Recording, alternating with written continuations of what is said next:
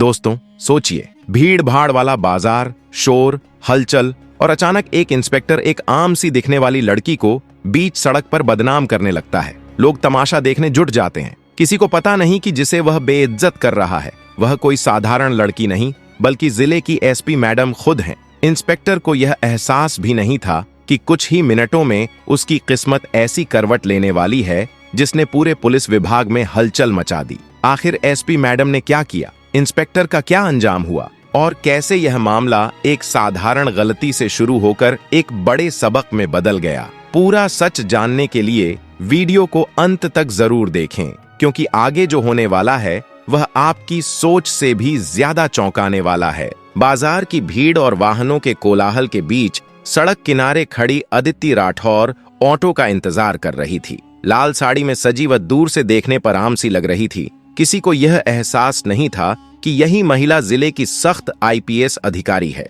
तभी तेज रफ्तार से एक काली जीप सड़क के किनारे आकर रुकी और उसमें से उतरा लगभग 42 साल का इंस्पेक्टर कबीर सिंह, जो डीएसपी का भरोसेमंद आदमी माना जाता था और जिसके चेहरे पर अकड़ साफ झलकती थी। जीप से उतरते ही उसने हल्की मुस्कान फेंकी और लापरवाही भरे अंदाज में बोला, चले मैडम। उसकी आवाज में बेफिक्री और छुपा हुआ व्यंग्य दोनों थे। अदिति को भीतर ही भीतर गुस्सा आया, लेकिन चेहरा बिल्कुल सख्त रखा। कबीर उसके और करीब आकर हंसते हुए बोला, अरे मैडम, इतनी गंभीर क्यों हो? अपने आशिक को एक नजर देख भी लो। तुम्हें देखे बिना मेरी सुबह पूरी नहीं होती। चलो आज कहीं घूम आते हैं। उसकी बातें बेहूदी थीं, जैसे किसी पुराने जान पहचान वाले की तरह बर्ताव कर रहा हो, जबकि दोनों का कोई रिश्ता था ही नहीं। सीधी सी बात, वह सरेआम छेड़खानी कर रहा था। अदिति ने कड़े स्वर में कहा, आपको कोई हक नहीं कि किसी अनजान लड़की से इस तरह बात करें। पर कबीर ने इसे बस मजाक समझकर फिर वही लहजा अपनाया।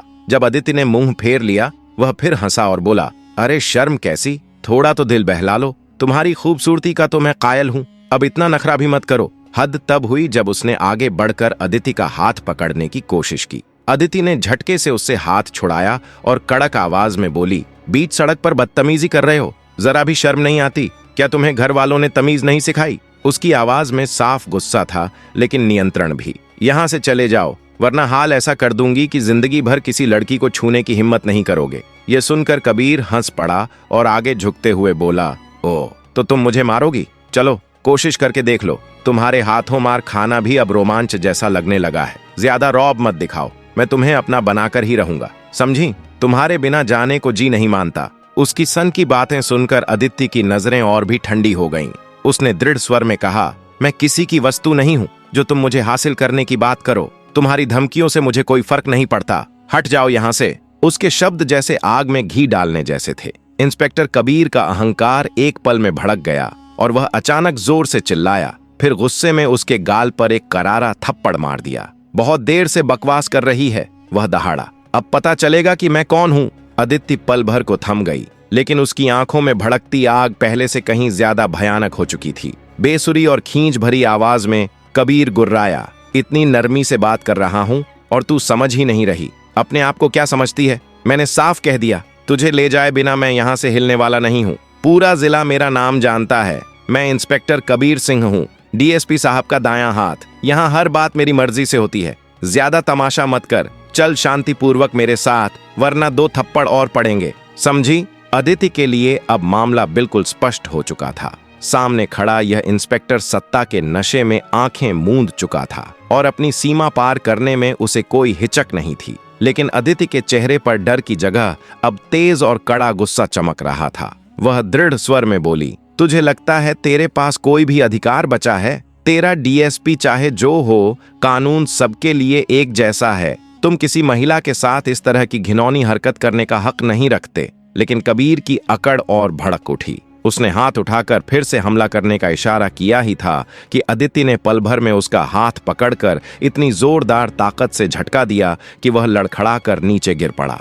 गुस्से और अविश्वास के बीच कबीर चीखा, तू मुझे हाथ उठाएगी? मेरा नाम याद रख। लेकिन अदिति कोई साधारण लड़की नहीं थी। एक प्रशिक्षित अधिकारी का अनुशासन और क्रोध उसके भीतर एक साथ जाग उठा था। उसने बिना हिचक उसे जमीन पर पटक दिया। आसपास जुटी भीड़ एकदम सन्न रह गई। कुछ लोगों ने मोबाइल निकालकर रिकॉर्डिंग शुरू कर दी, लेकिन किसी ने भी आगे बढ़कर रोकने की हिम्मत नहीं की। वे जानते थे यह टकराव पुलिस व्यवस्था का था। अपनी ही अकड़ में डूबा कबीर अचानक सहमा हुआ सा लगने लगा और घबराहट में बड़बड़ाते हुए बोला, रुक, अभी करता हूं तेरा हिसाब। मैं अभी डीएसपी साहब को बुलाता हूं, वो आएंगे और तुझे औकात दिखा देंगे। मेरी बेइज्जती का जवाब मिलेगा। वह तेजी से फोन मिलाने लगा। अदिति ने शांत किंतु लोहे जैसी कठोर आवाज में कहा, हाँ बुला लो, और याद रखना, अगर तुम्हारे डीएसपी ने भी यही गंदा खेल खेला तो कानून से कोई बच नहीं सकता। चाहे कितना भी बड़ा अफसर हो, जेल की सलाखों के पीछे ही जाएगा। कुछ ही मिनट बाद एक चमचमाती कार मौके पर आकर रुकी।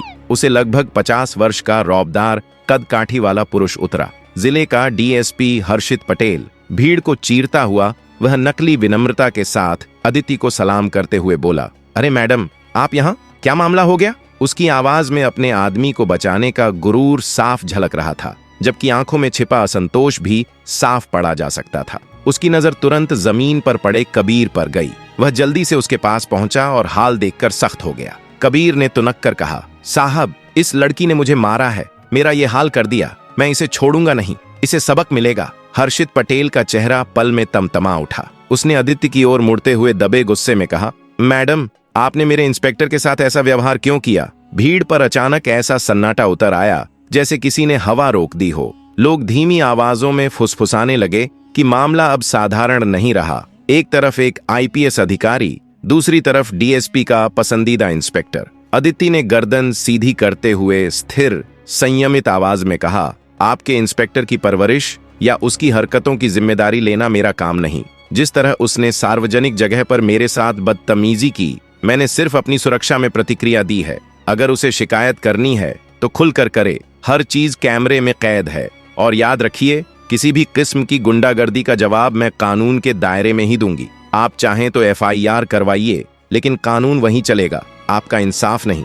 कबीर की घिनौनी हरकत और थप्पड़ के बाद बनी स्थिति अब और गंभीर हो चली थी। हर्षित पटेल के स्वर में पहले वाली दबंगई थी, लेकिन जैसे ही अदिति ने तेज और तर्कपूर्ण आवाज में कहा कि पहले अपने इंस्पेक्टर की गलतियां सुने और फिर राय बनाएं, माहौल पूरी तरह बदल गया। उसने साफ कहा कि यह मामला सरल माफी से नहीं सुलझने वाला, क्योंकि यह आत्मरक्षा का मुद्दा नहीं, बल्कि एक महिला के सम्मान पर हमले का मामला है। हर्षित पटेल ने तुरंत हाथ जोड़कर क्षमा मांगने जैसा इशारा किया और कहा, मैडम, मैं अपने इंस्पेक्टर की ओर से माफी मांगता हूं। मुझे पूरा मामला पता नहीं था। लेकिन अदिति का स्वर शांत होने के बावजूद अटल था। अगर आपके इंस्पेक्टर ने गलती की है तो सिर्फ सॉरी काफी नहीं, कानूनी कार्रवाई अनिवार्य होगी। कोई भी पद, चाहे कितना ऊंचा क्यों ना हो, किसी महिला पर हाथ उठाने या छेड़खानी करने का अधिकार नहीं देता। भीड़ में एकदम सन्नाटा पसर गया। सबके मन में यही सवाल तैर रहा था कि शक्ति से भरे अधिकारी और कानून लागू करने वाली ताकत के बीच आखिर आज टकराव किस ओर झुकेगा। वहीं कबीर, जो कुछ समय पहले तक अकड़ में सीना चौड़ा कर रहा था, अब अपने डीएसपी के बदलते रुख से अंदर ही अंदर कांपने लगा था। उसे समझ नहीं आ रहा था कि आखिर उसका संरक्षण कहां गायब हो गया। अपराध बोध और शर्मिंदगी की मिलीजुली हालत में वह चुपचाप खड़ा था। आदित्य ने मौके पर ही अपनी पहचान स्पष्ट करवाई, सभी मोबाइल रिकॉर्डिंग्स सुरक्षित कराईं और उपस्थित गवाहों के बयान नोट करवाए। कई लोग पहले ही घटना रिकॉर्ड कर चुके थे। इसके बाद उसने आदेश दिया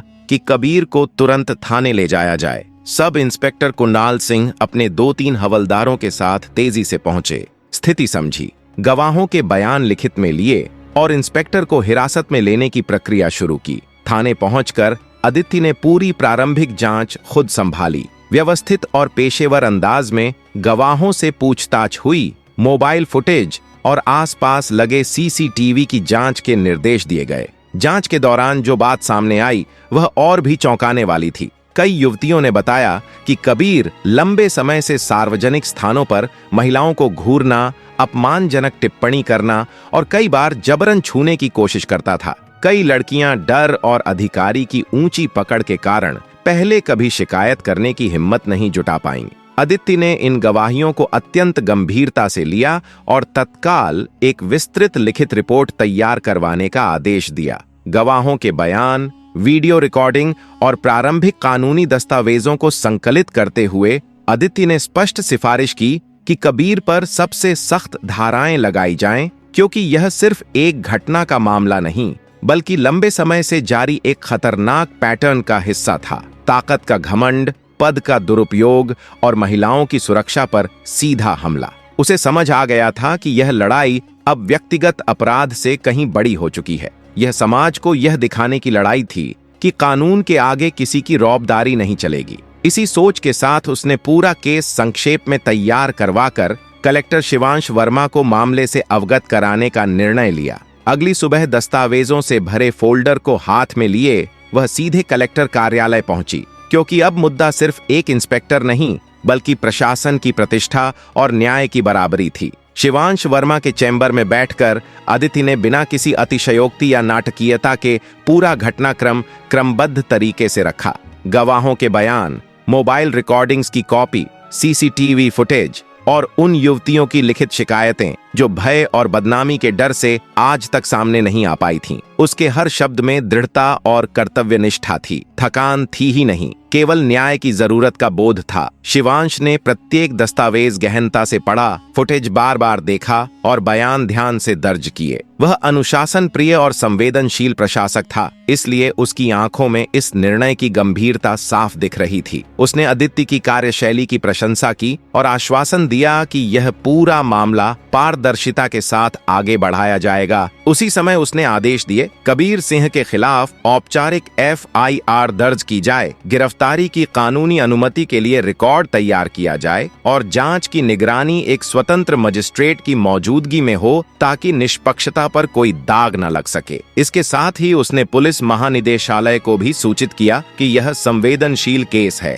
और इसे सर्वोच्च प्राथमिकता दी जाए। शिवांश वर्मा समझ गया था कि यह मुद्दा जल्द ही सार्वजनिक आक्रोश का कारण बन सकता है, इसलिए उसने निर्णय लिया कि इसे पूरी पारदर्शिता के साथ जनता के सामने रखना जरूरी है। उसने प्रेस कॉन्फ्रेंस बुलाने की तैयारी शुरू कर दी, जहां वह सभी तथ्य, कार्रवाई और आगे की प्रक्रिया खुले तौर पर बताएगा। उसने अदिति से दृढ़ स्वर में कहा कि किसी भ्रष्ट प्रभाव या ऊंचे पद के दखल से डरकर पीछे हटने का सवाल ही पैदा नहीं होता। यह मामला पूरी ईमानदारी और सख्ती से आगे बढ़ेगा। प्रेस कॉन्फ्रेंस की तैयारियां तेजी से पूरी की गईं। कलेक्टर कार्यालय ने एक आधिकारिक प्रेस नोट जारी किया, जिसमें पूरे मामले का सार, आरोपों का ढांचा और अब तक हुई पुलिस कार्रवाई का उल्लेख था। उसी शाम मीडिया हॉल रिपोर्टरों से भर चुका था। स्थानीय चैनलों से लेकर बड़े अखबारों और डिजिटल प्लेटफॉर्म के पत्रकार तक बड़ी संख्या में मौजूद थे। अदिति को भी विशेष रूप से बुलाया गया ताकि वह तकनीकी पहलुओं पर सटीक जानकारी दे सके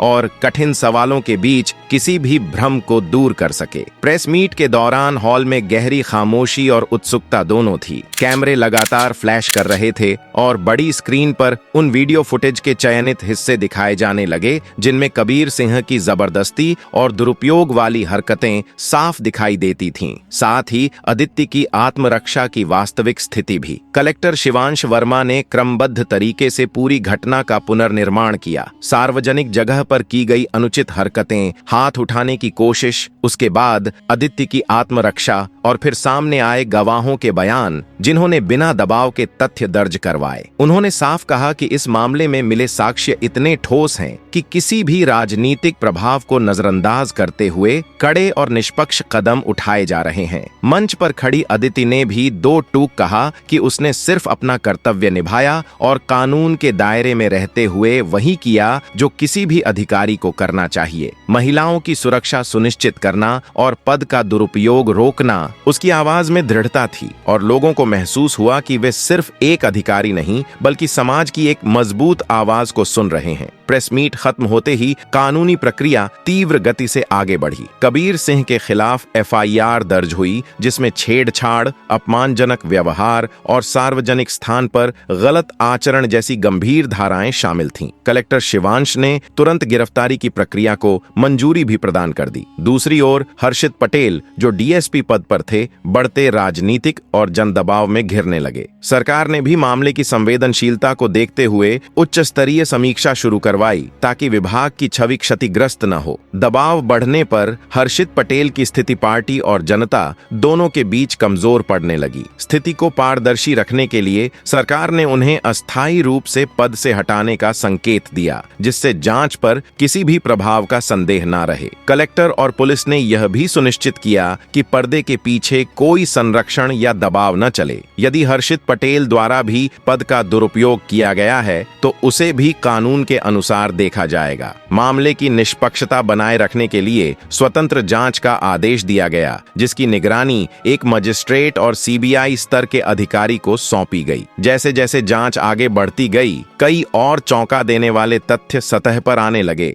जिसने पूरे जिले को हिला दिया। स्थानीय स्तर पर जांच गहराई तो कई और चौंकाने वाली शिकायतें सामने आईं, जिनमें यह बताया गया कि कबीर सिंह ने अपने प्रभाव और सत्ता का दुरुपयोग करते हुए न सिर्फ महिलाओं को धमकाया, बल्कि कई बार उन्हें अपमानित भी किया। वे शिकायतें जो पहले डर और दबाव के कारण दबी रह गई थीं, अब खुलकर उजागर होने लगीं। इन तमाम सबूतों और बयानों को ध्यान में रखते हुए जिला प्रशासन ने और भी कठोर रुख अपनाया। राजनीतिक और प्रशासनिक स्तर पर स्थिति गंभीर होती देख हर्षित पटेल को तत्काल प्रभाव से अस्थायी निलंबन का सामना करना पड़ा। उन्हें डीएसपी पद से हटा दिया गया और उन पर अलग से जांच भी शुरू कर दी गई। दूसरी ओर कबीर सिंह को सभी कानूनी प्रक्रियाओं के बाद अदालत में पेश किया गया, जहां से उसे न्यायिक हिरासत में भेज दिया गया। इस पूरी कार्रवाई ने समाज में एक साफ संदेश दिया कि चाहे किसी का नाम कितना ही बड़ा क्यों न हो, कानून से ऊपर किसी की हैसियत नहीं। अदालत में सुनवाई आगे बढ़ती रही और मजबूत साक्ष्यों के आधार पर अभियोजन पक्ष ने अपना पक्ष बेहद दृढ़ता से रखा। अदिति के लिए यह किसी निजी जीत या बदले की लड़ाई नहीं थी। उसका उद्देश्य सिर्फ न्याय को उसकी सही जगह तक पहुंचाना था, अपने लिए नहीं, बल्कि उन सभी युवतियों के लिए जिन्होंने वर्षों तक सत्ता और दबाव के डर से अपनी आवाज दबा ली थी। प्रेस और जनता ने भी यह देखा कि जब प्रशासन पारदर्शिता और कर्तव्य निष्ठा के साथ काम करे तो कितना भी बड़ा प्रभाव, कितना भी मजबूत दबाव क्यों न हो, उसका सही जवाब दिया जा सकता है। कार्यवाही पूरी होने के बाद अदिति फिर अपने दायित्वों में लौट आई, लेकिन उसके द्वारा उठाई गई परिवर्तन की लहर शहर की सड़कों से लेकर